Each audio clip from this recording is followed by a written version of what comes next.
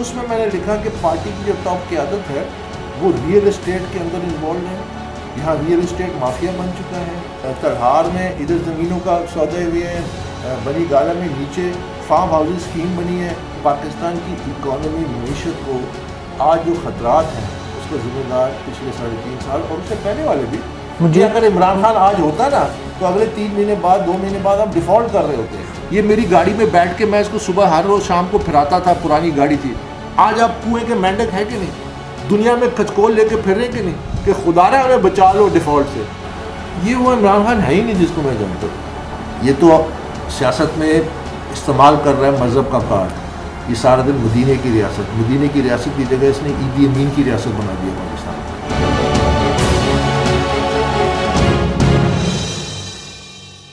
अस्सलाम वालेकुम जी, उसाब डिजिटल की स्क्रीन पर आप देख रहे हैं एहसन वाहिद को।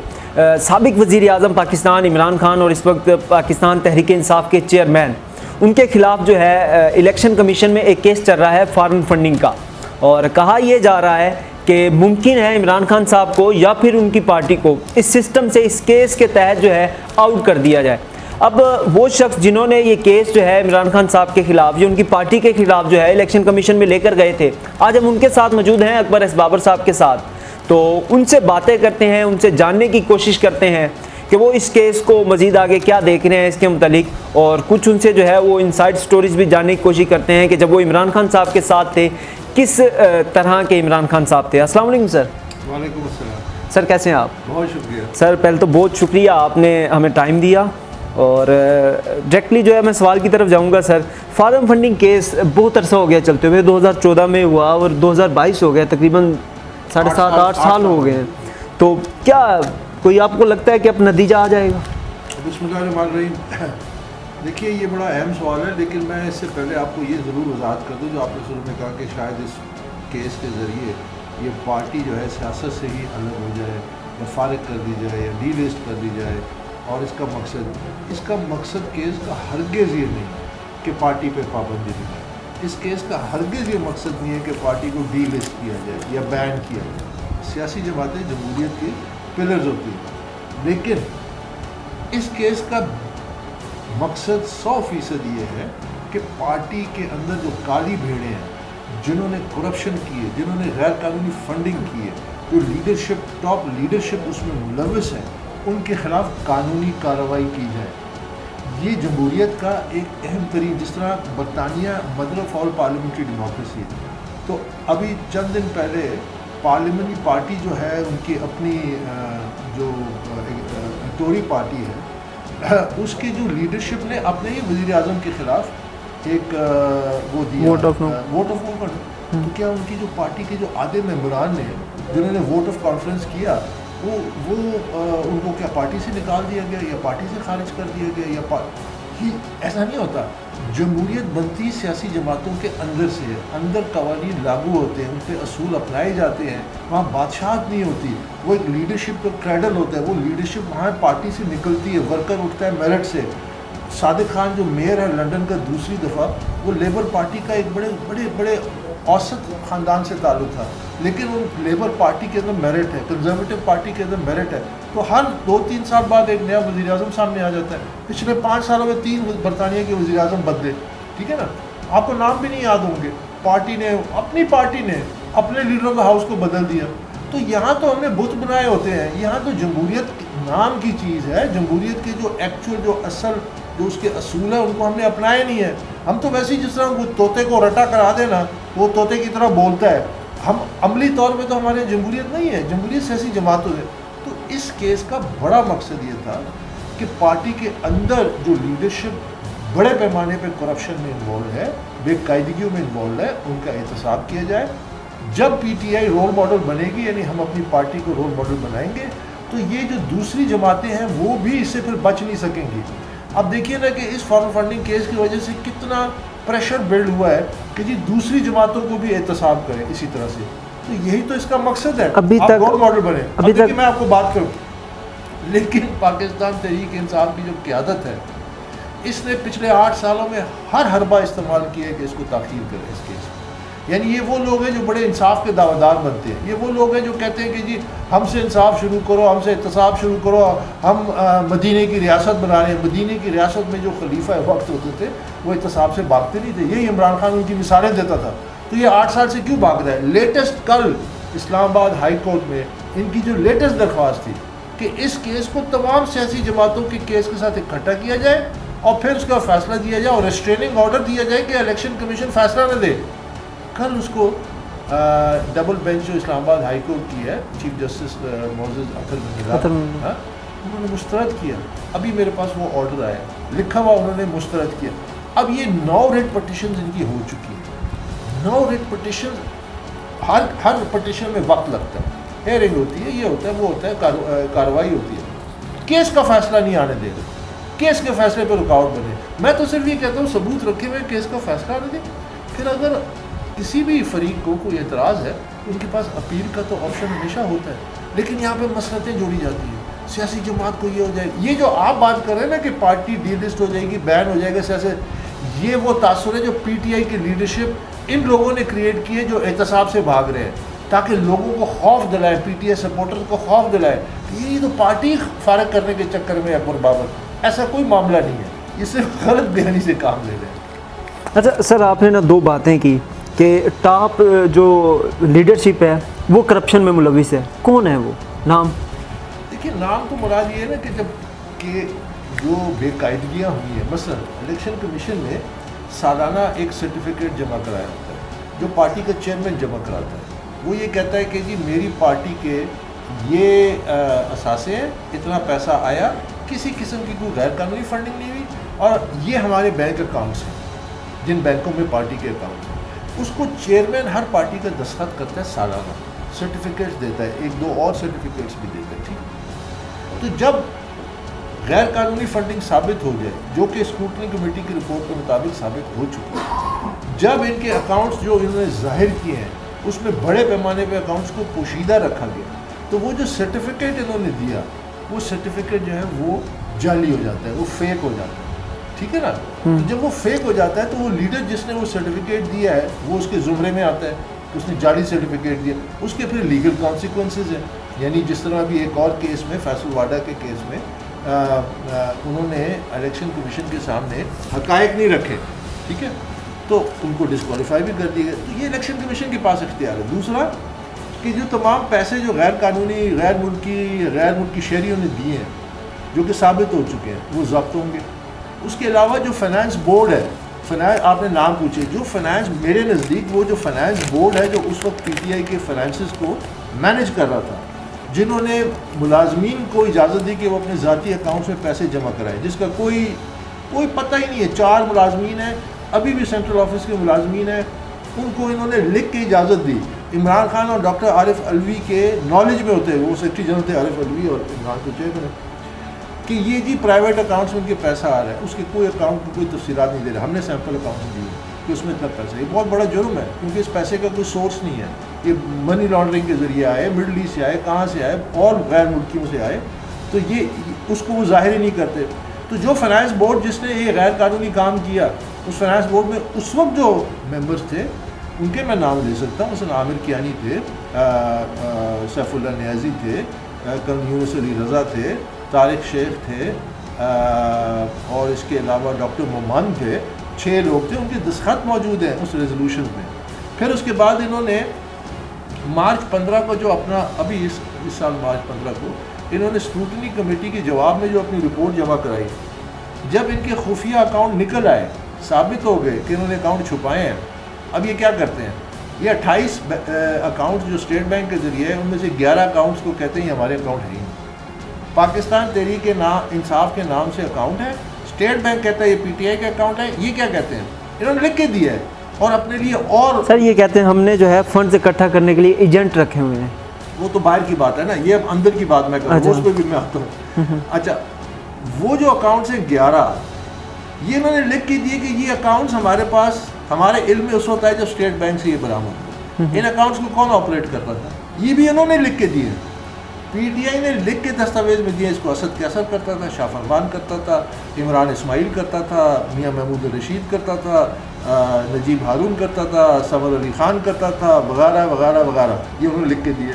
अब सवाल ये पैदा होता है कि जब आप कह रहे हैं कि ये गैर कानूनी अकाउंट है, हमारी मर्ज़ी के बगैर खोले गए, तो आपने इनके खिलाफ क्या कार्रवाई की? कुछ नहीं की। और सुनिए, मेरे पास दस्तावेजी सबूत है, ये कहते हैं कि हमारी मरकज़ी जो फाइनेंस बोर्ड है उनको इन अकाउंट्स का इल्म नहीं था। ये अब मेरे पास दस्तावेजी सबूत है कि ये अकाउंट जो है दिसंबर 2012 में पाकिस्तान तहरीक इंसाफ के मरकज़ी बोर्ड इसको ऑपरेट करते थे। रिटन ऑर्डर्स हैं उनके, उन बैंक के मैनेजर्स के साथ ये कॉरेस्पॉन्ड कर रहे हैं। ठीक है, ये तमाम एविडेंस मेरे पास सामने। तो उन्होंने एक और झूठ बोला। अब आपका सवाल कि जी ये कहते हैं एजेंट थे। याद रखिए कि 2 LLC कंपनियां थीं, लिमिटेड लायबिलिटी कंपनियां, जो अमेरिका में रजिस्टर की गई, एक टेक्सास के कानून के मुताबिक, एक कैलिफोर्निया के कानून के मुताबिक, इमरान खान के दस्तखतों से। उसमें बाकायदा बोर्ड मेंबर्स हैं, उसमें बाकायदा ट्रेजर हैं, उसमें बाकायदा कंपनी के जो रूल्स रेगुलेशन वो हैं। उन कंपनियों को फिर अमेरिकी कानून के मुताबिक फारा में एज एजेंट रजिस्टर किया गया, तो वो इंडिविजुअल नहीं है, नंबर 1। नंबर 2, अब जब ये मामला आगे बढ़ते गए तो उन्होंने ये दावा किया कि अगर कोई गैर कानूनी फंडिंग हुई है तो उस कंपनी का जो ट्रेजरर था उसको हमने निकाल दिया, डॉक्टर नसूरुल्लाह को, वो जिम्मेदार है। जबकि ये पूरी कंपनी जो इमरान खान उसके चेयरमैन था वो जिम्मेदार है। वो कैसे एक ट्रेजरर को अकेले कह सकते हैं? लेकिन वो अपना बोझ दूसरे पर डालना, ये तो खैर इनकी पुरानी वो है कि जिम्मेदारी नहीं लेते। तो ये इसलिए उन्होंने ये तासुर हुआ कि एक एजेंट था, एक शख्स था। एक शख्स नहीं था, ये एक कंपनी थी जो इमरान के नाम से रजिस्टर हुई। इमरान उस कंपनी का चेयरमैन था, उस कंपनी के बोर्ड मेंबर्स थे, उस कंपनी के ट्रेजरर थे। उनको फिर रजिस्टर किया गया एज एन एजेंट अमेरिकी कानून के मुताबिक फारा में।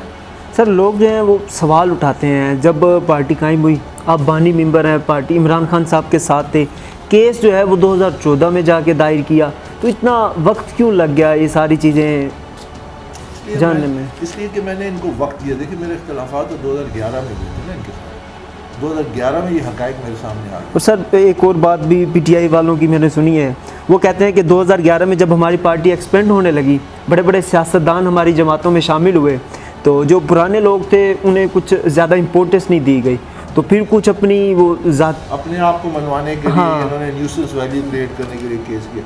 तो अगर ये बात थी तो अभी चंद हफ्ते पहले PTI के जो वकील हैं अनवर मंसूर खान, उन्होंने एक दस्तावेज़ इलेक्शन कमीशन में तमाम मीडिया सब के सामने पढ़ के सुनाई। वो दस्तावेज़ क्या थी? इमरान खान का आखिरी रिटन मैसेज अकबर इस बाबर को। ठीक है, कहते हैं जी ये मामला तो इनकी आपस का कोई मामला था, इसमें कोई कानून की बेकायदगी, और ये इस वजह से ये देखें ये सबूत है लेटर। वो लेटर क्या था? इमरान उसमें क्या कहता है? इमरान खान उसमें कहता है, ये रिटन है जो अटैच हुआ हुआ डॉक्यूमेंट्स के साथ, जो उनके वकील ने इलेक्शन कमीशन में दिखा, उनके वकील ने पढ़ के सुनाया, सब लोगों ने सुना, मीडिया ने सुना। उसमें वो कहते हैं कि अकबर, मैं तुम्हें ज़बरदस्ती करता था जिम्मेदारी लेने के लिए, I force you to take responsibility. फिर कहता है आई पैंडेड यू, मैंने तुम्हारे बड़े लाड उठाए ताकि तुम जिम्मेदारी उठाओ। फिर उसके बाद क्या कहता है इमरान खान कि आप you were the number 2 in the party, तुम पार्टी में नंबर 2 हैसियत थी मेरे बाद। ये मुझे वो आखिरी मैसेज लिख के दे रहा है, तो इससे ज़्यादा तो मुझे कुछ नहीं। ये आखिरी मैसेज कब आया? ये अगस्त सितंबर 2011, ये रिटन टेक्स्ट मैसेज है जो कि अदालत में पढ़ा गया है और उनके वकील ने पढ़ा है। मैंने प्राइवेसी के खातिर इसको सामने नहीं लाया अदालत में, ये लोग लेके आए। उसको आप पढ़ लें, उससे साबित हो जाता है कि मैं देखिए ना, जब पार्टी में कोई नंबर 2 होता है तो उससे ज़्यादा पोजीशन तो नंबर 1 ही होती है ना, अनलेस मैं चाहता कि इमरान को हटा के। 2011 में आपको जो है वो आखिरी मैसेज आया, उसके बाद 2014 में जाकर आप जो है वो केस दायर कर रहे हैं। ये इतना ज़्यादा फर्क इस अरसे में बात नहीं हुई खान साहब से आपकी? यही तो सबूत है मेरे सब्र का कि मेरा मकसद पार्टी को बदनाम करना नहीं था, मेरा मकसद किसी को गिराना नहीं था, मेरा मकसद इस्लाह का था। मुझे इमरान ने अपना जो उसका जो ब्रदर इन लॉ है अब्दुल अहद खान, जो इनकी वो है ब्रदर इन लॉ, वो इसी मेरे घर में मेरे पास आया 2013 में। तो मुझे कहते हैं कि आप ये मामलात अपने सुलझाएँ। तो मेरा मुतालबा ये था कि जस्टिस वजी के नीचे कोई अकाउंटेबिलिटी एहतसाब कमेटी बन जाए जो मेरे इल्ज़ामात को देख ले। अगर तो मेरे इल्ज़ामात गलत हैं तो मेरे ख़िलाफ़ कार्रवाई करे, और अगर जिन लोगों की मैंने निशानदेही की है, क्योंकि मैंने सितंबर 11, 2011 को एक ख़त लिखा इमरान को, वो भी अदालत के रिकॉर्ड का हिस्सा है। उसमें मैंने लिखा कि पार्टी की जो टॉप क़यादत है वो रियल इस्टेट के अंदर इन्वॉल्व है, यहाँ रियल इस्टेट माफिया बन चुका है। मैंने उसमें सारी मिसालें दी कि तलहार में इधर ज़मीनों का सौदे हुए हैं, बनी गाला में नीचे फार्म हाउस स्कीम बनी है, टॉप लीडरशिप उसमें इन्वॉल्व है। इमरान खान का प्लॉट नंबर 1 है, आरिफ अलवी का प्लॉट है। असद कैसर मेरे दफ्तर आके मुझे कहता था मैंने 70-75 लाख रुपए दे दिए हैं, मुझे अभी तक फ़र्क नहीं मिल रही, और आके अपनी रोयदाद मुझे सुनाता था कि मेरी मदद करे। ये सारे उसमें इन्वॉल्व थे, मैंने वो सारा कुछ लिख दिया। मैंने उसमें उस लेटर में ये लिखा कि आपकी पार्टी में मनी लॉन्ड्रिंग हो रही है। मैंने उसमें लिखा कि प्राइवेट एम्प्लॉइज़ के बैंक अकाउंट में पैसा आ रहा है। मैंने उसमें लिखा कि अमेरिका से पैसा आ रहा है गैर कानूनी तौर पे, ये हमारे लिए कानूनी तौर पे बहुत बड़ी दुश्वारी बन जाएगी, हमारी जो क्रेडिबिलिटी है वो डैमेज होगी। तो जब मैं सितंबर 11, 2011 में 7 सितंबर को मैंने लेटर लिखा, 7 वो 11 सितंबर, अच्छा, अब वो लेटर एविडेंस है। खान साहब से डायरेक्ट बात नहीं होती थी? फिर लेटर क्यों लिखा आपने, डायरेक्ट उनसे क्यों नहीं बात की, या क्या आप ये प्रूफ के तौर पर चीज़ें रख रहे थे? नहीं, कई दफ़ा की। मेरी ईमेल चेन है उससे पहले अगस्त की, जिसमें मैं उसको कह रहा हूँ कि ये चीज़ गलत है, ये चीज़ गलत है, ये रियल इस्टेट हो रहा है, ये लोग इसमें इन्वॉल्व है। मेरी इमरान की ईमेल चेन है, वो भी रिकॉर्ड का हिस्सा है। वो जो डॉक्टर दानिश ने अपने प्रोग्राम में चलाई, वो प्रोग्राम भी बंद कर दिया, उनको फिर नौकरी से निकाल दिया था। वो प्रोग्राम में बाकायदा वो पूरी ईमेल्स चली हैं, आप देख लिया, अगस्त 2011 की। मेरी ज़बानी उनसे इस पर कई दफ़ा बात हुई है। मुझे वो अक्सर ये कहते थे, जब मैंने उनको कहा कि मैंने कहा ये लोग तो ये बहुत बड़े पैमाने पे करप्शन में इन्वॉल्व है। मैं इमरान पे भरोसा करता था, मुझे क्या पता था कि इमरान खान उनकी पुष्ट पे खड़ा हो जाएगा। इमरान मुझे कहता था कि either they will be remove और दे विल बी रिफॉर्म, यानी तुम अभी अकबर थोड़ा सब्र करो, पार्टी बढ़ रही है, इन सब को मैं छांटी कर दूंगा और इन सब को मैं या तो रिफॉर्म कर दूंगा, छांटी कर दूंगा। तो उसने बाद में तो तारीख सामने आ गई ना, जिन जिन लोगों ने सच बोला, जिन जिन लोगों ने हकायक पे असूलों पे खड़े हुए, उनकी सफाई होगी, और जिन जिन लोगों जो जिन पे इल्ज़ाम था वो अपनी जगह पे मौजूद है। अब मसलन आप देखिए ना कि जस्टिस वजी को इमरान ने खुद मुंसिफ लगाया कि पीटीआई के इंट्रा पार्टी इलेक्शन में जो फ्रॉड है उसकी तहकीकात करो। उसने तहकीकात की, 4 टॉप लीडरों को मुलविस पाया, सबूत इकट्ठे किए कि पैसा चला है, ये लोग इन्वॉल्व, इनको पार्टी से निकाल दो। तो इमरान ने जस्टिस वजी को पार्टी से निकाल दिया। तो यहाँ तो सारी गेम पलट गई ना। तभी तो मैं कहता हूँ कि मेरे सामने जब वो हकीकत आई, मेरा भरोसा तो इमरान पे था कि ये मुंसिफ के तौर पे इंसाफ करेगा और राइट पे होगा। मुझे जब पता चला तो मेरी तो ज़िंदगी का बड़ा शौक़ था कि ये तो उनके साथ मिला हुआ है, तभी तो उसने उनको डिफेंड किया, तभी तो उसने हमेशा ये कार्रवाई की आज तक। अब तो सब कुछ आ गया वहाँ, इसलिए मैं इसके सामने खड़ा हो गया। मैंने कहा हमने ये पार्टी इस आवाम को धोखा देने के लिए नहीं बनाई थी, हमने ये पार्टी इसलिए नहीं बनाई थी कि ये एक और रिवायती सियासी जमात बने जो मुनाफकत की सियासत करे, जो झूठ बोले। इसलिए मैंने स्टैंड लिया। ये आपके सामने है, मैंने आपको बता दिया कि उनका लेटर जिसमें मुझे कहते हैं you number 2 in the party. तो मैं भी आज कल वज़ीर होता या सदर होता या कुछ होता, मैं भी ये झूले खा रहा होता और झूठ बोल रहा होता आवाम से, नहीं हम बहुत अच्छे हैं, नहीं हमारे पास बड़ी सलाहियत है, नहीं हम मईशत को संभाल लेंगे, नहीं हम मुल्क को एक कर देंगे। ये सारी बातें तो हो रही है ना, सब झूठ है। मुल्क को संभालने की तारीफ तो उनकी मौजूदा हुकूमत भी कर रही है। कल का आपने इक़्तिसादी सर्वे देखा जिसमें वो इमरान खान के दौर के जो काम थे उन्हीं को ही दुरुस्त करार दे रहे हैं। वैसे मैंने उनका वो सर्वे तो अभी नहीं पढ़ा, लेकिन मुझे इतना पता है कि पाकिस्तान की इकॉनमी मीशत को आज जो ख़तरात हैं उसका ज़िम्मेदार पिछले 3.5 साल और उससे पहले वाले भी, लेकिन डायरेक्ट जो जिम्मेदारी आती है कि आप डिफ़ॉल्ट के करीब पहुँच गए। आपकी जो देखें एक 22 करोड़ मौजूदा वज़ीर ख़ज़ाना 22 करोड़ के अवाम है, 30-32 अरब डॉलर से आगे एक्सपोर्ट नहीं कर सकते। हमारा जो फोकस होना चाहिए वो ये होना चाहिए। अब देखिए ना, हमारे पास जो फाइनेंस के लोग आते हैं जिनको ये ओहदे देते हैं, ये फॉसिल्स हैं, ये डायनासोर्स हैं, ये तो वो जिस तरह खंडरात से नहीं निकालते। दुनिया की मईशत कहीं से कहीं चलेगी। पाकिस्तानी टैलेंटेड आपको इकोनॉमिस्ट दुनिया में भरे हुए मिलते हैं, आप क्यों नहीं टैलेंट लाते? आप क्यों नहीं? सबसे बड़ा पाकिस्तान का मसला देखो, अगर आपने इस गलत फहमी में रहना है कि इमरान अच्छा था, ये बुरे हैं, या ये अच्छे हैं, इमरान बुरा है, हमारा कुछ नहीं बन सकता।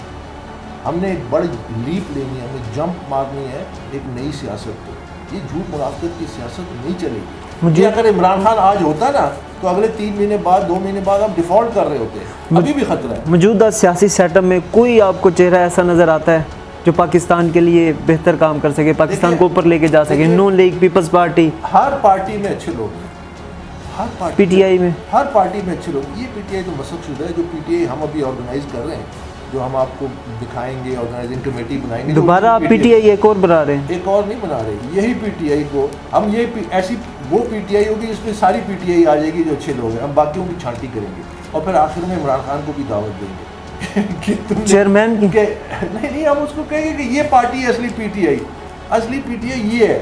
अब सही लोगों को सामने लाएंगे, ठीक है। अब इस पीटीआई के तो चेयरमैन इमरान खान साहब हैं, उस पीटीआई में इमरान खान साहब को एज क्या दावत है? Imran Khan has to be held accountable. Imran Khan ने जो काम किए हैं उसको वो जवाबदेह होना लाजमी है। हम बरतानिया में अगर 3-3, 4-4 वज़ीर-ए-आज़म बदलते हैं 5 सालों में, अपनी पार्टी एहतसाब करती है अपने लीडर का। ये जो केस है फॉरेन फंडिंग में, इसमें पीटीआई की जो टॉप लीडरशिप है इंक्लूडिंग इमरान खान, वो उस एहतसाब से गुजरेगा। अगर तो वो गुजर के साफ होता है तो फिर, वरना हमने पार्टी तो, मैं तो पहले दिन से कह रहा हूँ, इन्होंने मुझ पर दावा किया कि ये पीटीआई का हिस्सा नहीं है, यही किया ना। तो इलेक्शन कमीशन ने मेरे हक में फैसला दिया कि अकबर बाबर आज भी पीटीआई का मेंबर है। सिंगल बेंच हाई कोर्ट ने फैसला दिया, आज भी अकबर बाबर मेंबर है। उसके बाद ये केस सुप्रीम कोर्ट, तो मैं तो मेंबर हूँ और अदालतों के फैसले हैं मेरे हक में कि मैं मेंबर हूँ पीटीआई का। ये कौन होता है जो कहने वाले कि मैं पीटीआई? अच्छा, आजकल आपकी जो भी आप प्रेस टॉक करते हैं वो पीटीवी पर पूरी दिखाई जाती है, आपको पता है इस बात का? नहीं, तो मुझे नहीं पता, लेकिन तो सुना है। तो पीटीवी पर जो दिखाई जाती है, मेरे जहाँ तक सुनने में आया है कि मरियम नवाज साहिबा जो हैं वो डायरेक्ट आर्डर देती हैं कि अकबर एस बाबर साहब की जो प्रेस टॉक है वो कंप्लीट शुरू से एंड तक दिखाई जाए। तो पीटीवी पर हमेशा उन शख्सियात को दिखाया जाता है जो गवर्नमेंट की होती हैं, या वो पार्टी जो गवर्नमेंट में होती है उनके लोगों को दिखाया जाता है। तो क्या आपका नून लीग से फिर कोई ताल्लुक? नहीं, ये देखिए, नून लीग से अगर मेरा कोई ताल्लुक होता ना तो 2016 में, वो तो क्रेडिट लेती हैं इस बात का, नून लीग पीपल्स पार्टी। जवाब देता हूँ, 2014 में जब मैंने ये केस किया तो 2016 में मैंने 2 खत लिखे चौधरी निसार को, वो इंटीरियर मिनिस्टर थे, और मैंने उनको कहा कि ये जो FIA के ज़रिए आप इनके अकाउंट्स की तहकीकात करें, जो कि बाद में स्टेट बैंक से जो रिकॉर्ड आया, ठीक है। उसके बाद जब वो हुकूमत उनकी गई और अब्बासी साहब वज़ीर-ए-आज़म आए तो मैंने एहसान इकबाल को ख़त लिखा। मैंने 3 खत लिखे पीटीआई मुस्लिम लीग नून के वज़ीर दाखिला को कि ये आप इसकी तहकीकात करें, जवाब तक नहीं दिया। तो अगर मैं मिला होता तो मुझे जवाब तो देते। और अब मरियम नवाज, सुने ना, मैं उस पर आता हूँ। अभी मैंने ताज़ा तरीन राना सनाउल्लाह को ख़त लिखा है, मैं खुल के कहता हूँ, मैंने सोशल मीडिया पर लगाया कि जी ये मामलात है, इसकी तहकीकात करें, ये हुकूमत की जिम्मेदारी है। FIA और FBR के ज़रिए तहकीकात करें कि मुलाजमीन के अकाउंट में पैसा है, अब क्यों नहीं तहकीकात करते? अब उस पर क्या कार्रवाई होती है नहीं होती है मुझे नहीं पता। अब जहाँ तक आपकी ये बात आ गई कि जी ये PTV को जो अहकाम जारी किए गए, देखें उन्होंने अगर कोई अहकाम जारी किए मुझे तो नहीं पता, लेकिन ये सियासत का हिस्सा है। मैं इस वक्त PTI और इमरान खान की मुखालफत कर रहा हूँ, ठीक है। नून और PTI का आपस में एक सियासी टसल है बड़े अरसे से चल रहा है, ठीक है। तो वो लाजमन इसका फ़ायदा उठाने की कोशिश करेंगे, वो क्यों नहीं करेंगे? आप डायरेक्ट राब्ते में नहीं है नून लीग के? डायरेक्ट राब्ता कैसे? मैंने आपको मिसालें दे दी कि अगर वो डायरेक्ट राब्ते में होते तो कार्रवाई करते, लेकिन वो उस मेरे मौक़िफ़ जो कि उनके मुखालिफ के मौक़िफ़ के बड़ा सख्त खिलाफ है और उनको बहुत शदीद उससे उनको नुकसान भी पहुँचाता है, तो ज़ाहिर है उसको सपोर्ट करेंगे। ये पॉलिटिक्स नहीं है, पॉलिटिक्स में आपका एनिमीज़ माय फ्रेंड ये तो चलता है, लेकिन इसका ये मतलब नहीं है कि मसलन अगर पीपल्स पार्टी और PTI में ये हो रहा होता और मैं इस किस्म का काम करता तो PTI वाले पीपल्स पार्टी वाले भी यही काम करते।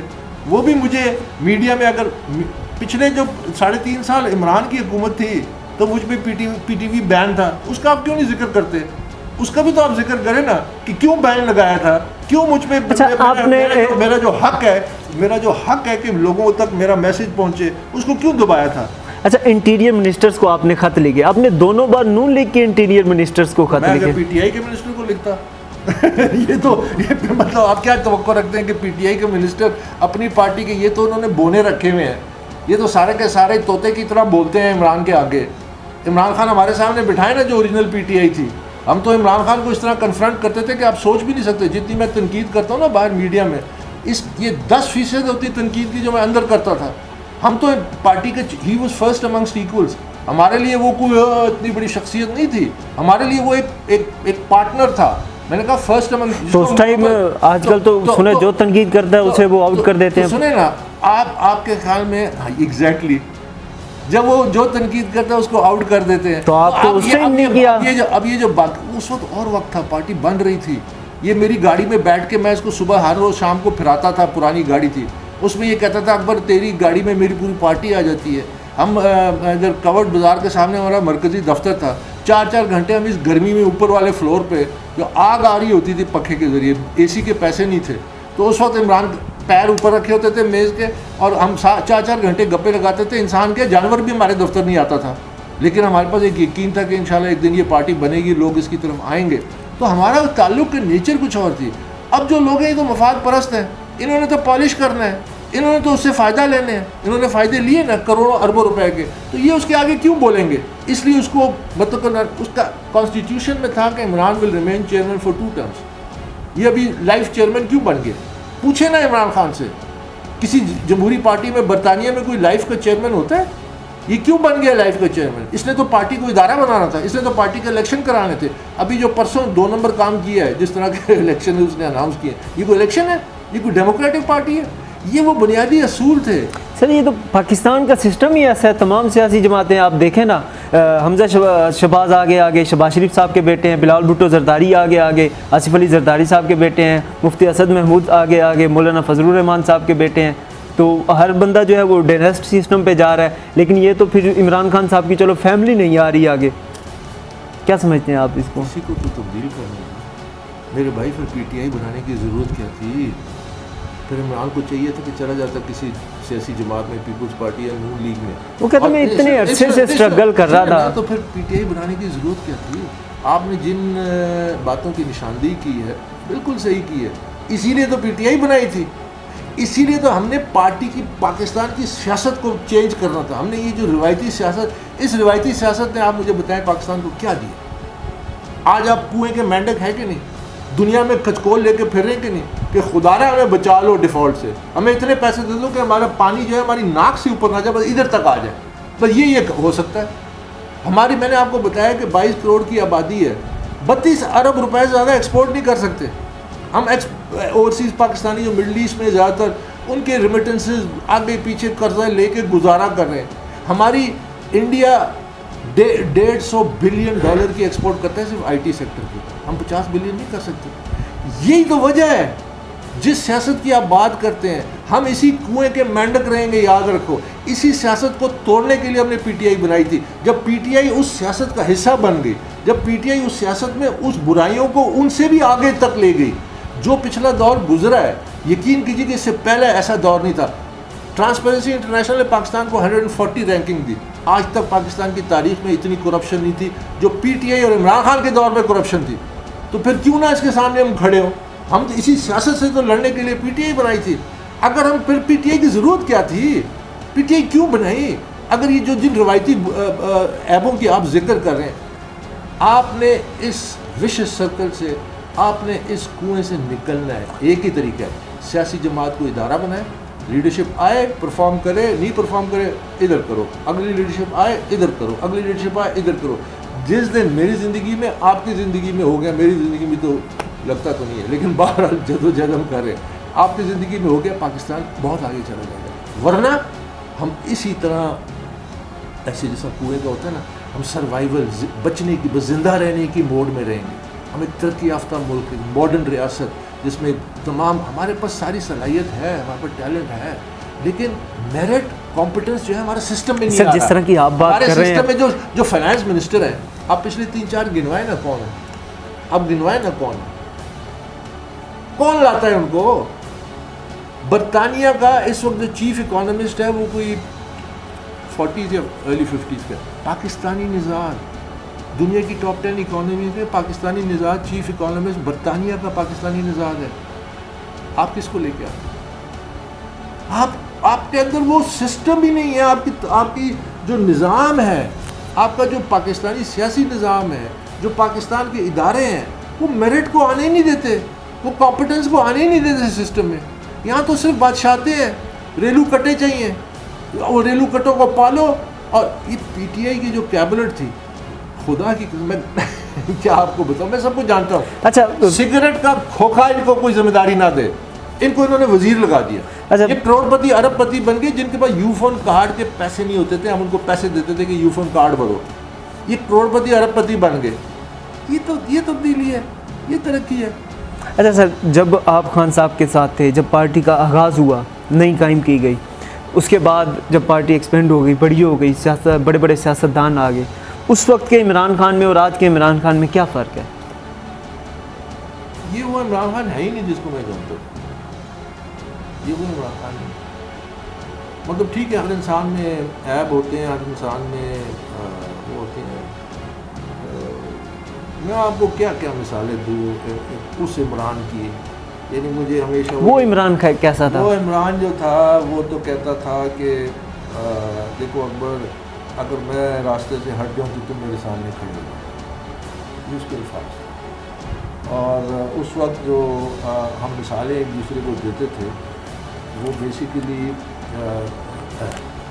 वो सहाबा थे हमारे महबूब सारे, उनकी मिसालें देते थे कि ज़िंदगी की क्या क्या मिसालें हैं जो हमारे, मैं उनका नाम तक नहीं लेता, ये तो सियासत में इस्तेमाल कर रहा है मज़हब का कार्ड। ये सारा दिन मदीने की रियासत की जगह इसने ईदी अमीन की रियासत बना दी है पाकिस्तान। ये जो मिसालें देता है उन हस्तियों की, मैं उनका नाम तक नहीं लेता। मैं उस वक्त भी मदीने की रियासत की बात होती है। मदीने की रियासत का नाम नहीं था, लेकिन ये था कि वो जो असूल है वो हमने अपनाने हैं। ये कहता नहीं था कि मस्जिद में जाए खलीफा वक्त जो है कहता है कमीज़ आपकी इतनी लंबी क्यों, इसका हिसाब नहीं कहता था। जब मैंने इस पर केस किया तो ये हाई कोर्ट में लिख के देता है कि मैं एक आम शहरी के आगे जवाब देनी है, मुझे तो नहीं मानता था ना PTI, कहता आम शहरी के आगे में जवाब देनी, लिख के दिया हाई कोर्ट में, पर्सनल एफिडेविट इमरान खान ने साइन किया। ये इतना बड़ा झूठ था। अब जब ये खुद कहता है कि मैं यू टर्न ले लेके वज़ीर आज़म बन गया था, यू टर्न क्या है सर? अदारे वो कहते हैं अगर अदारे जानिबदार होंगे तो अदारों को, अगर जानिबदार होंगे तो फिर तो गैर जानिबदारों के काम करना चाहिए। इस वजह से जो है वो कह रहे हैं कि इलेक्शन कमीशन चेयरमैन जो है कमीशन, मैं आपको चेयरमैन लगाता हूँ इलेक्शन कमीशन का, फिर मैं आपके सामने पेश होता हूँ किसी केस पे, आप मुनसिफ हैं। अच्छा सर, शक होता अब मुझे शक, आपने पूछा ना, अब मुझे शक होता है कि आप शायद मेरे खिलाफ फैसला दे दें। तो जिस मुनसिफ को मैंने खुद लगाया है उसके सामने मैं मुलजिम के तौर पे पेश आ रहा हूँ, मैं कहता हूँ इसको उतारो क्योंकि मुझे खौफ है कि ये मेरे खिलाफ फैसला देगा। ये फैशिज्म है, ये मसलूनी करता था, ये हिटलर करता था। हिटलर ने पार्लियामेंट को आग लगाया था, इनके वज़ीरों ने कहा हम इलेक्शन कमीशन को आग लगा देंगे, कहा था कि नहीं कहा था? ये फैशिज्म है, ये फ्रैंको ने फ्रांस में। अब जो मौजूदा हुकूमत कर रही है ये क्या है? मौजूदा हुकूमत को अभी 1.5-2 महीने तो हुए हैं, इनको ज़रा 1.5-2 महीनों में आप महंगाई देख लें कहाँ पहुँच गई। 2 महीनों में जो चीज़ जो मुझे नज़र आ रहा है, जिसकी तरफ तवज्जो देनी चाहिए, जो अभी तक मुझे नज़र नहीं आ रहा, वो ख़ासकर जो माशी मईशत है हमारी, उसके हवाले से एक सेंस ऑफ अर्जेंसी होती है। ठीक है, मसलन cabinet committee of national security, अभी तक हर हफ्ते इसका इजलास होना चाहिए था मईशत के हवाले से, क्योंकि वो कौमी सलामती का मामला है। आपकी मईशत बैठ गई, डिफ़ॉल्ट कर गए, आपकी कौमी सलामती दाव पे लग गई। सिक्योरिटी काउंसिल में इजलास होगा, वो कहेंगे इनके एटमी हथियार हमारे हवाले करो, इस पर मॉनिटर लगाओ, क्योंकि ये मुल्क का इंतशार का शिकार है, यहाँ बलवे हो रहे हैं, क्योंकि यहाँ इकोनॉमिक डिफ़ॉल्ट हो चुका है। ठीक है, इस पर national cabinet committee should have met every day. इनको पाकिस्तानी निज़ार टॉप इकोनॉमिस्ट की टास्क फोर्स बनानी चाहिए जो रोजाना बैठे। वो तो पाकिस्तानी निज़ार जो ओवरसीज है उनके वोट ही खत्म करने जा रहे हैं, वो कह रहे हैं उनका कोई किरदार ही नहीं होना चाहिए पाकिस्तान में। वोट नहीं खत्म किया, उनको कहा है कि वो पाकिस्तान में आके वोट दे सकते हैं, क्योंकि इंटरनेट से वोटिंग नहीं हो सकती।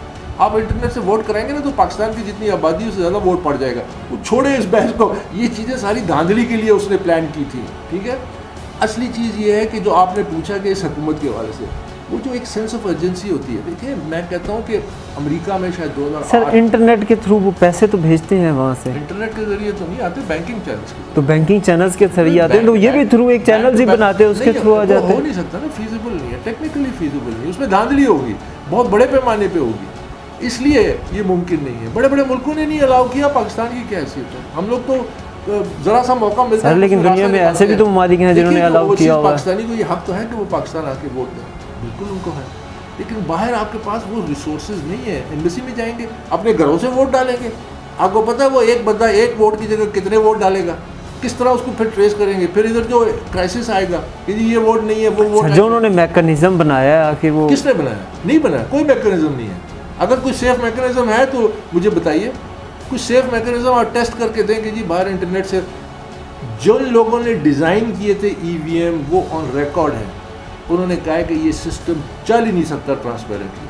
हमने डिज़ाइन किया है, हम कहते हैं कि इसको ऐसे टैंपर किया जा सकता है, ईवीएम्स को ऐसे टैंपर किया जा सकता है, आपको पता नहीं है रिमोट कंट्रोल से उसको टैंपर किया जा सकता है। तो आप मुझे ये बताएं, आपने अब ये बात उठा ली, मुझे ये बताइए जो पाकिस्तान बना था ये वोटिंग के ज़रिए बना था ना 1946, और उसमें जो रेफरेंडम हुए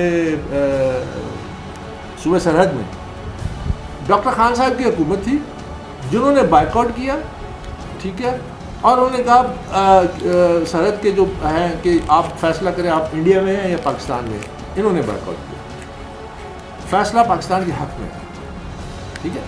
52-54% टर्न आउट था और उसमें से ओवरवेलमिंग 80-90% जो थे वो पाकिस्तान के। एक सिटिंग गवर्नमेंट जो उस रेफरेंडम को अपोज कर रही है, फिर भी उस वक्त 46-47 में अगर वो एक ट्रांसपेरेंट इलेक्शन करा सकते हैं तो आज हम क्यों नहीं करा सकते। याद रखिए दुनिया की कोई टेक्नोलॉजी आप ले पाकिस्तान में शफाफ इलेक्शन नहीं हो सकते। पूछे क्यों? क्योंकि जब इलेक्शन कराने वाले खुद ही धांधली करते हैं, जिनकी जिम्मेदारी है वोट का तहफ़्फ़ुज़ करें, तो फिर कैसे फेयर होंगे। आप सबको पता है ना, जिस तरह इलेक्शन ये जो AT जो सिस्टम था RTS, ये किस RTS सिस्टम, सुने RTS सिस्टम जो था वो बना था सिर्फ एक दिन के लिए, उस पर करोड़ों रुपए खर्च किए। वो सॉफ्टवेयर डेवलप इस वास्ते हुआ कि उसको टेस्ट किया गया कि एक दिन यानी 25 जुलाई 2018 को ये हम इसको इस्तेमाल करेंगे। जिस दिन के लिए बना था उसी दिन वो फेल हो गया, उसको फेल कर दिया गया। फॉर्म 45 जो कि पोलिंग एजेंट साइन करते हैं 80% नहीं जमा हुए, ठीक है, कौन जिम्मेदार सर? मैं इलेक्शन कौन जिम्मेदार है? इलेक्शन कमीशन में 4 साल स्क्रूटनी कमेटी में बैठा हूँ, इलेक्शन कमीशन के अहदेदारान मेरे सामने बैठे रहे, मुझे सब कुछ उन्होंने बताया कि वो इलेक्शन कमीशन का एक्चुअली किरदार होता क्या। सर चले ये तो आवाम को बता दे कौन जिम्मेदार है, पाकिस्तान में कौन इलेक्शन करवाता है। आवाम को सब पता, आवाम को नहीं पता सर, हमें भी नहीं पता। नहीं, आपको भी पता नहीं पता हमें सर, पता है आपको, सब पता है। पहले भी मुल्क में एक बड़ी बहस चल रही है कि वो कौन था। मैं सिर्फ ये बात कहना चाहता हूँ, जिस तरह सिस्टम की बात होती है पाकिस्तान में ये पार्लियामानी सिस्टम नहीं चल सकता। ये है ना, एक कभी कभी ये लहर आती है और डिस्कशन पे जाती है, सदारती सिस्टम, फलाना सिस्टम होता है। मैं ये दावा करता हूँ कि पाकिस्तान में कोई सिस्टम भी नहीं चल सकता और पाकिस्तान में हर सिस्टम चल सकता। पूछे क्यों? क्योंकि जब सिस्टम चलाने वाले अपने चलाने पे ज़्यादा तवज्जो देते हैं और सिस्टम को चलाने पे तवज्जो नहीं देते तो कैसे सिस्टम चलेगा। 8 साल से मैं जो फॉरेन फंडिंग केस का लेके फिर रहा हूँ, इसमें रुकावट क्या है? सिस्टम मैनेज किया गया इस केस। सिस्टम या सिस्टम को चलाने वाले? वही सिस्टम है जो चलाने वाले हैं। जो स्क्रूटनी कमेटी की जो आपको पता है मार्च 2018 में बनी थी, 1 महीने का मैंडेट था, लिखा हुआ है उसकी TOR में, 4 साल लग गए। 1 महीने का मैंडेट, 4 साल। हमारे ऑडिटर्स ने 55 घंटों में रिपोर्ट बना के दे दी, जबकि हमें उनकी कॉपीज तक नहीं दी गई थी, ठीक है। सर वैसे सिस्टम चलाने वाले कौन है? अब मुझे ये बताएं, नहीं आपको नहीं पता कौन है? आप पाकिस्तान में नहीं रहते। मुझे नहीं पता सिस्टम चलाने वाले कौन है, आवाम को भी नहीं पता सर। मुझे ज़्यादा पता है, साफी नहीं पता सर, जानते हैं। नहीं सर, पाकिस्तान में सिस्टम चलाने के लिए एक ही तरीका है, जो भी सिस्टम हो उस सिस्टम को चलाने वाले उस सिस्टम से मुखलिस हो, वो सिस्टम चल पड़ेगा। सियासतदान सिस्टम नहीं चलाते। मसलन मैं आपको मिसाल देता हूँ, ये जो फॉरेन फंडिंग केस है, मसलतों का शिकार मैनेज हुआ है, मैं गवाह हूँ, मैं पर्सनल विटनेस हूँ। मुझे 4 साल स्क्रूटनी कमेटी ने जो बिठाया उसमें लिख के दिया हम ये डॉक्यूमेंट आपको नहीं देते क्योंकि PTA ऑब्जेक्ट करता है। तो ज़ाहिर है जिस पे इल्ज़ाम है वो तो ऑब्जेक्ट करेगा कि सबूत उसके हाथ में आए, ठीक है। सिस्टम कहता है हम नहीं देते। क्यों नहीं देते? क्योंकि सिस्टम मैनेज कर रहा है। सिस्टम में ये जो है ये वो जो एक लाडने वाली जो सिचुएशन है, देखिए इमरान खान कहता है जब है ना कि चीफ इलेक्शन कमिश्नर इस्तीफ़ा दे और जिस मुंसिफ के आगे इसने पेश होना है वो इस्तीफ़ा दे, ये फैशिज़म है। फैशिज़म क्या होती है? फैशिज़म को आप जितनी खुराक देंगे ना वो उतना खाएगा। कल आप इसको इसकी मर्ज़ी का इलेक्शन कमीशन दे दें, फिर उसके बाद ये कहेगा मुझे उस तारीख को इलेक्शन चाहिए, फिर वो दे दें, फिर कहेगा मुझे ये इलेक्शन के नतीजे चाहिए, ये फिर सड़कों पे होगा। ये जो लोग कहते हैं ना इलेक्शन आपका हल है, इलेक्शन होने चाहिए अपने टाइम पे, लेकिन अगर आप आज इलेक्शन कराते हैं और इमरान को 10 सीटें कम मिलती हैं उसकी मर्ज़ी से, ये परसों फिर सड़क पे होगा। फिर आप क्या करेंगे? एक ही तरीका, सब पे कानून लागू करें, किसी को होली काव ना बनाए, किसी को अपना कोई चहेता लाडला मत। तमाम सियासी पार्टियों के जो फंडिंग है सबका वो होना चाहिए। हो रहा है, शुरू हो गया। अब अंदाज़ा लगाइए कि इन्होंने अभी भी मुझ पे केस किया था कि पार्टी से इसको इस केस से अलग किया जाए, क्योंकि ये बायस्ड है, ठीक है, और ख़ुद अपने मुखालफिन के खिलाफ केस करके उनकी स्क्रूटनी कमेटी में बैठे। अपने मुखालिफ सियासी जमातों के खिलाफ इन्होंने इसी मकसद के लिए, जो अभी ये कह रहे थे, जो कल मुस्तरद हुई कि तमाम केसेस को एक साथ फैसला करें। आज तक ज़िंदगी में आप ज़िंदगी में कभी तमाम केसेस, मसलन नैब में केसेस होते हैं करप्शन के, तो एक पे इल्ज़ाम है, एक पे फैसला कह के नहीं मेरे खिलाफ फैसला दे, इस पे भी इल्ज़ाम है, इस पे भी इल्ज़ाम है, इस पे भी लिविंग बियॉन्ड द मीन्स, आप इनका भी फैसला पहले दें। 10 कत्ल होते हैं, एक कातिल पकड़ा जाता है, वो एक कातिल जो पकड़ा जाता है कहता है मुझ पे कानून मत लागू करें, क्योंकि जब तक आप बाकी 9 नहीं पकड़ेंगे मुझ पे कानून क्यों लागू करते हैं। ये सर अगर वो 10 एक ही कत्ल में मुलविस हैं फिर तो सबका इक्वल वो होना चाहिए ना। तो ये तमाम सियासी पार्टियां भी अगर हम देखें तो एक ही जुर्म में अगर मुलविस हों तो सबका इक्वल नहीं होना चाहिए। आपको क्या पता एक मुलविस है? इन्होंने अकाउंट छुपाए, इन्होंने बैरून मुल्क कंपनियां बनाई, इन्होंने पूरे इंटरनेशनल चैप्टर्स बनाए, इन्होंने अकाउंट्स कंसील करके फिर डिसोन किए कि हम सर मुझे तो हर केस की अपनी नौयत होती है। सर मुझे तो नहीं पता, यही मैं कह रहा हूँ, मुझे भी नहीं पता। देखिए मुझे भी नहीं पता बाकी सियासी जमातों के अंदरूनी मामला, ठीक है, मुझे तो अपनी पार्टी के पता थे। मैं तो अपने से शुरू किया इंसाफ कि पहले अपना एहतसाब होना चाहिए और फिर वो खुद ब खुद दूसरे आएंगे। मैं भी तो यही कहता हूँ। लेकिन जहाँ तक ये जो हर केस की अपनी नौयत होती है, ये तो दुनिया में किसी ने नहीं। मसलन इन्होंने 9 रेट पटिशन्स किए, 8 साल इसको डिले किया। अब 17 जमातें जिनकी इन्वेस्टिगेशन हो रही है, अगर उनमें हर पार्टी यही रास्ता इख्तियार करे, रेट पटिशन, डिले, फलाना फलाना, मतलब ये कि मेरे केस का फैसला मेरी ज़िंदगी में तो फिर नहीं आएगा। ये इंसाफ है? ये कौन सा इंसाफ है? सर सबके साथ करें, बराबरी के साथ करें, लेकिन हर किसी केस की अपनी एक नौयत होती है। इलेक्शन कमीशन जो है वो कोई, इलेक्शन कमीशन को क्या है किसी सियासी जमात से? गिला तो मुझे है। इलेक्शन कमीशन ने 10 अक्टूबर 2019 को एक ऑर्डर पास किया। उन्होंने पीटीआई को कहा कि आपने हिस्टोरिक अब्यूज़ ऑफ लॉ किया टू डिले द केस।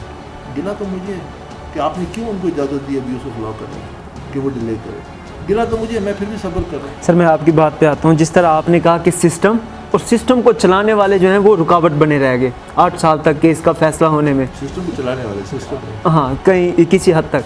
तो अब जो सिस्टम को चलाने वाले हैं और जिनके इल्ज़ाम लगाया जाता है कि वो लाडले थे, वो तो अब काफ़ी हद तक जो है वो सिनेरियो चेंज हो गया है, तब्दील हो गया है। क्या अब आपको लग रहा है कि जो सिस्टम को चला रहे हैं वो फैसला आने देंगे जल्द? क्या सर आई है, मुझे थोड़ी उम्मीद उस वक्त बनी थी जब जनवरी 2022 को स्क्रूटनी कमेटी ने अपनी रिपोर्ट जमा करा, क्योंकि ये रिपोर्ट 2018 में आनी चाहिए। अब इससे आप सिर्फ इस एक मिसाल से आप अंदाज़ा लगाइए कि क्या खेल खेला गया। स्क्रूटनी कमेटी ने जो रिपोर्ट जमा कराई 4 जनवरी 2022 को, जो हमें दी गई, अगर खान साहब वैसे रुकावट होते तो तब भी उनकी हुकूमत थी। सबसे बड़ी रुकावट थे वो, तो तब भी तो उनकी हुकूमत थी 2022 में, तो उस वक्त वो। तो जो स्क्रूटनी कमेटी रिपोर्ट में उन्होंने लिखा कि हमने तमाम ये जो अपनी फाइंडिंग्स हैं ये स्टेट बैंक के रिकॉर्ड पे मुनहसर, यानी स्टेट बैंक से जो रिकॉर्ड है हमें सिर्फ उसका जायजा लिया, ना अकबर बाबर ने जो सबूत दिए, ना पीटीआई ने जो अपने दस्तावेज दिए। ठीक है, अब स्टेट बैंक का रिकॉर्ड इलेक्शन कमीशन में कब आया? जुलाई 2018 में। तो जब आप जो आज रिपोर्ट जमा कर रहे हैं स्टेट बैंक के रिकॉर्ड पे, तो जुलाई 2018 में जो डॉक्यूमेंट्स आए थे आप अक्टूबर, नवंबर, दिसंबर 2018 में जमा कर सकते थे ना, बना सकते थे ना रिपोर्ट। आपके पास रिपोर्ट जब आई स्टेट बैंक से, जिसकी बुनियाद पे आपने जनवरी 2022 में रिपोर्ट दी, तो आप 2018 में क्यों नहीं रिपोर्ट दे सकते थे? तो फैसला तो उस वक्त भी हो सकता था। मसले थी ना, अब तो वो खान साहब मसले थी ना। देखिए मैं अंदर की ये जो कहानी है ना कि अब वो सारा ये उसी सिनेरियो का तो हिस्सा नहीं था कहीं। दूसरी जो मुझे उम्मीद बनी थी वो उस वक्त जब हमने कहा कि ये तमाम रिकॉर्ड जो खुफिया रखा गया हमें दे दें, ये उन्होंने दे दिया। स्टेट बैंक का रिकॉर्ड हमसे 4 साल खुफिया रखा गया, ये उन्होंने हमें दिया फरवरी में 2020 साल। तो इन 2 चीज़ों से मुझे उम्मीद बनी कि शायद माहौल थोड़ा बदला है कि हक़ाइक़ सामने आने लगे हैं, लेकिन अभी तक मेरे तहफ़्फ़ुज़ात हैं और अभी तक मुझे शकूक व शुबहात मौजूद हैं। क्योंकि देखिए केस बड़ा सिंपल है, इसको खामख़ा कॉम्प्लिकेट करने की कोशिश की जा रही है। आपके पास एविडेंस आ चुके हैं, एविडेंस दोनों पार्टीज़ ने अपनी भी गवाही जो आर्गूमेंट्स थे वो तकरीबन दे चुके हैं। इन्होंने फिर 2 दिन मांगे 14 अक्टूबर, तो उसके बाद 1 दिन हमारा, तो इलेक्शन कमीशन के पास कोई ज़्यादा टाइम नहीं चाहिए कि वो फैसला करे। लेकिन मैंने परसों भी कहा था और कल जब अदालती कार्रवाई हुई तो उसमें पीटीआई क्या डिमांड कर रही थी कि जी कार्रवाई रोकें इलेक्शन कमीशन ने, उनको फैसला देने से रोकें, तमाम सियासी जमातें भी इकट्ठे हों। तो अगर खुदा ना खास्ता इस तरफ चले जाते हैं, ये केस तो गया था फिर 10 साल पहले, 20 साल पहले, क्योंकि फिर तो तमाम जमातें अपने मूड से चलेंगी, उनका अपने हिसाब होगा। तो